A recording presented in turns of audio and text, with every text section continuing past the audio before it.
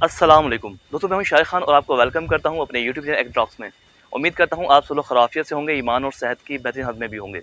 जैसा कि आप सबको मालूम है कि इस वक्त जो है कपास अपने अरूज पर है, अपने जोबन पर है और मार्केट के अंदर आना भी शुरू हो गई है। कपास के रेट बहुत अच्छे चल रहे हैं, लेकिन साथ ही पिछली साल को जो बारिशें हुई हैं उनके अंदर एक बड़े इशू का सामना किसानों को करना पड़ रहा है। और वो ये है कि कपास के जो निचले पत्ते हैं वो पीले होकर लाल के सुर्खी मैल होना शुरू हो गए हैं, जिसकी वजह से पौधे की पैदावार भी मुतासिर होती है और पौधा भी बीमार होकर मरना शुरू हो मर जाता है। तो इसी परेशानी की वजह से किसान तो परेशान है कि इनकी क्या वजूहत है, और माहिरीन ज़राअत को भी अभी तक बात मुकम्मल तौर पर समझ नहीं आ रही। हम अपनी आज की इस वीडियो में इसी मसले को डिस्कस करेंगे, इसको ज़रा बहस लेकर आएंगे वो कौन कौन सी वजूहत हैं जिनकी वजह से जो है पौधा पहले पीला होना शुरू होता है, उसके बाद लाल होकर मरना शुरू हो जाता है। शुरू करते हैं अपनी आज की वीडियो। बात करेंगे सबसे पहले जो हमें नज़र में सबसे पहली वजह होती है कपास के पत्तों के मुरझाव की, इस तरह रेडिश होने की, वो क्या वजह है। कपास के अंदर पत्तों के लाल सुर्खी माइल होने की, या आप कह लें कि उसको पीले होकर सुर्खी माइल होने की जो वजूहत हैं, मुरझाओं की जो वजूहत होती हैं, सबसे पहले नंबर पे आता है इसके अंदर माइट्स। माइट्स के हमले को देखने के लिए इंतहाई बारीक बीन ज़रूरत होती है। माइट्स का हमला होने की सूरत के अंदर पौधे के जो पत्ते होते हैं उन पर पहले पीले रंग के धब्बे ज़ाहिर होना शुरू होते हैं, उसके बाद सुर्खी माइल होकर होना शुरू हो जाते हैं और पौधा आहिस्ता मुरझाना शुरू हो जाता है।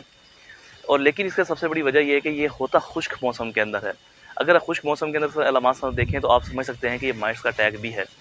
इसके बाद दोस्तों, इसकी जब आप इस तरह माइट्स का अटैक हो तो उस सूरत हाल में आपने इसका तदारुक कैसे करना है, तो इसके लिए बायर कंपनी की बड़ी अच्छी प्रोडक्ट है ओब्रॉन, आप वो यूज़ कर सकते हैं। इसके अलावा किसी अच्छी कंपनी का क्लोरफीना पायर, या फिर आप एबामेक्टिन जहर भी इस्तेमाल कर सकते हैं, जो भी माइट्स के ऊपर अच्छे रिजल्ट देता है। जो दूसरी वजह है वो मिज़र में होती है नाइट्रोजन, फास्फोरस, पोटाशियम की NPK।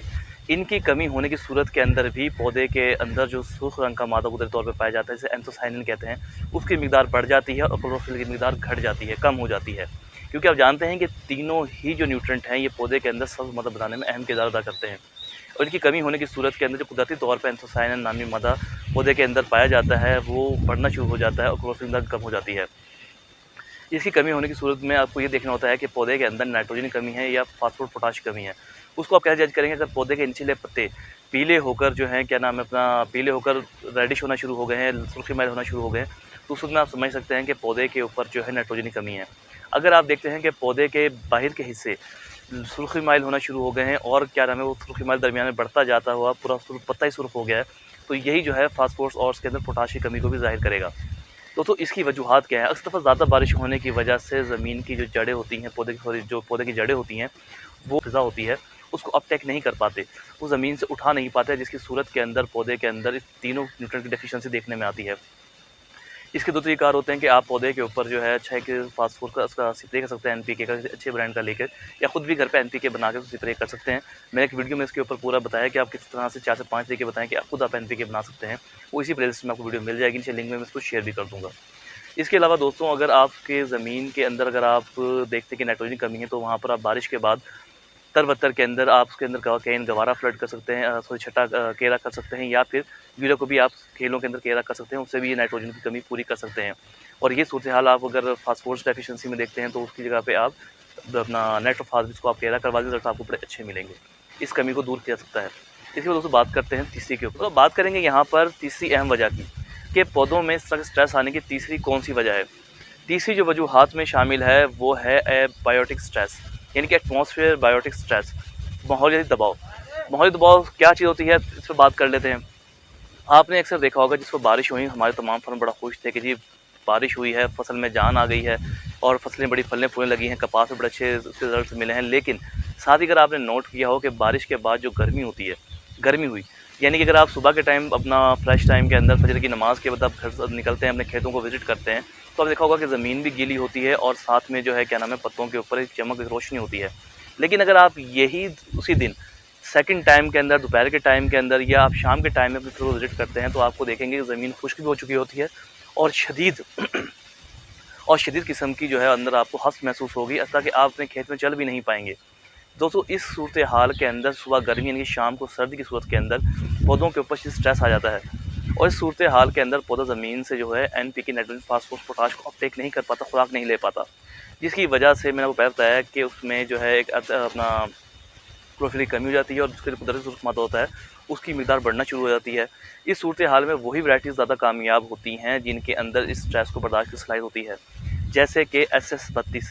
یعنی کہ جو ابھی ایسا 32 جو ہمارے پاس لاسٹ ورائٹی تھی اس میں سے بڑی اچھی سے قوت مدافعت دیکھنے میں آئی ہے، جبکہ ٹرانسجینک جو نئی ورائٹیز آئی ہیں ان کے اندر تھوڑا سا مسئلہ دیکھنے میں آ رہا ہے۔ یہ تو قوت مدافعت میں زیادہ نہیں ہے اس موسم کے خلاف، یعنی موسم کی تبدیلی کے خلاف، تو یہ اس کو اپنے اوپر اندراز کر لیتی ہیں، جس کی وجہ سے پودا جلدی ویٹ کا شکار ہوتا ہے، یعنی فنگس کا شکار جلدی ہو جاتا ہے،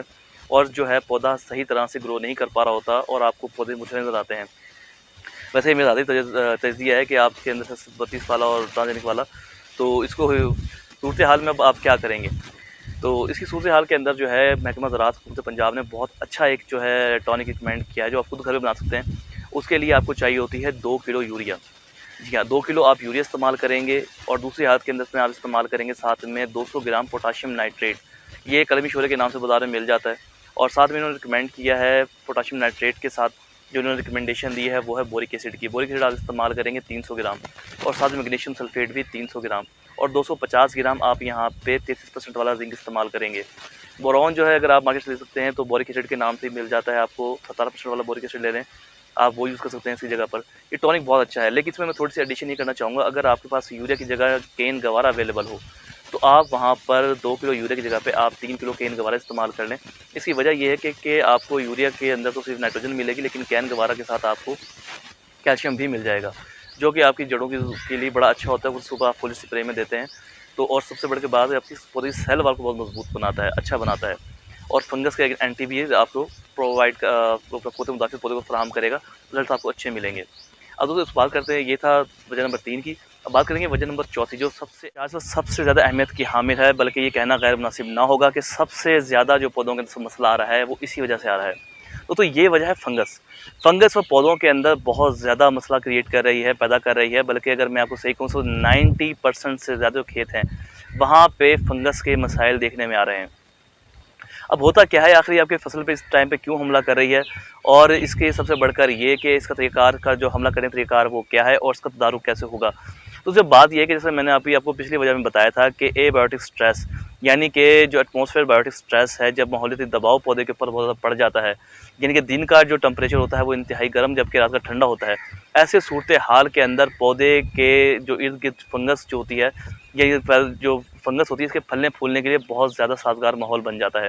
ہوتا یہ ہے کہ جو رات کی ٹھنڈک ہوتی ہے وہ فنگس کو پیدا ہونے میں، اپنی جو تعداد ہوتی ہے اس کو بڑھانے میں، جبکہ دن کی گرمی اس کو پودے کے اندر اور دوسرے کھیتوں میں پھیلنے میں اہم کردار ادا کرتی ہے۔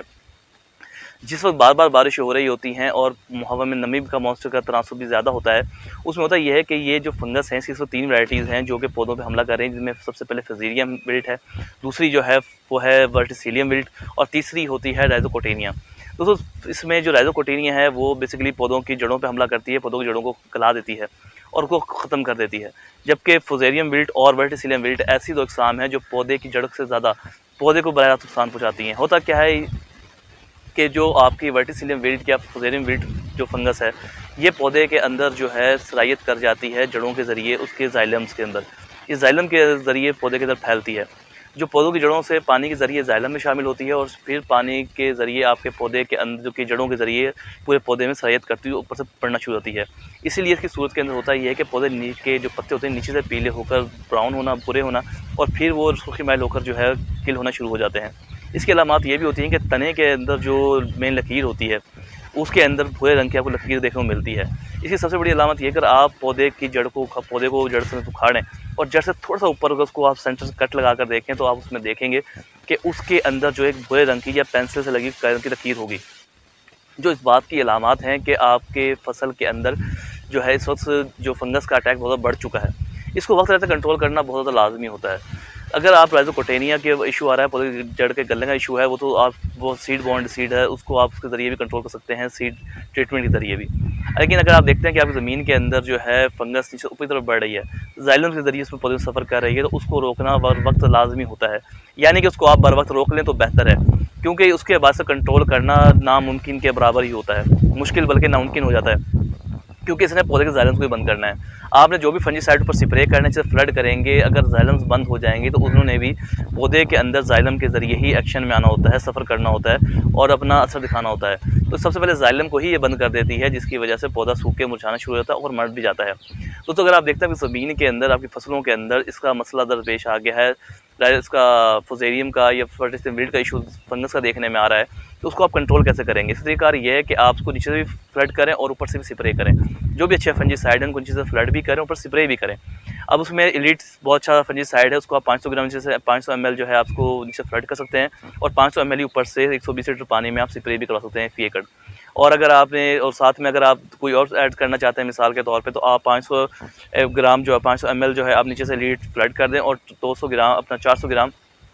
ٹاپسن بوچس فنجی سائڈ ہے اس کو اوپر سے آپ سپرے کر سکتے ہیں، یا پھر آپ 500 گرام جو لیٹ فلڈ کر دیں اور ساتھ میں اوپر 200 ml جو ہے اس کو آپ جو ہے اوپر سپرے کروا دیں، اس سے بھی آپ کو خاطر خاص رزلٹ حاصل ہوں گے اور بہت اچھے رزلٹ ملیں گے۔ تو دوستوں آج کی ویڈیو میں ہم نے تمام چیزیں ڈسکس کر لیا کہ ان کو آپ کیسے اوور کم کر سکتے ہیں، ان کے جو آپ کے 4 مسائل جو بیسکلی آتے ہیں پودے میں ان کو آپ کیسے کنٹرول کر سکتے ہیں۔ تو آج کی ویڈیو میں انتہا ہی، انشاءاللہ جلدی حاضر ہوں گے نئی ویڈیو کے ساتھ۔ جب تک کے لیے خوش رہیں، خوشحال رہیں، اللہ حافظ۔ اگر آپ کو کوئی سوال یا میری کوئی بات سمجھ میں نہ آئی ہو تو چاہے کمنٹ باکس میں آپ کو سوال کر سکتے ہیں، انشاءاللہ تمام سوالوں کی جواب دینے کی پوری کوشش کی جائے گی۔ فی امان اللہ، اللہ حافظ۔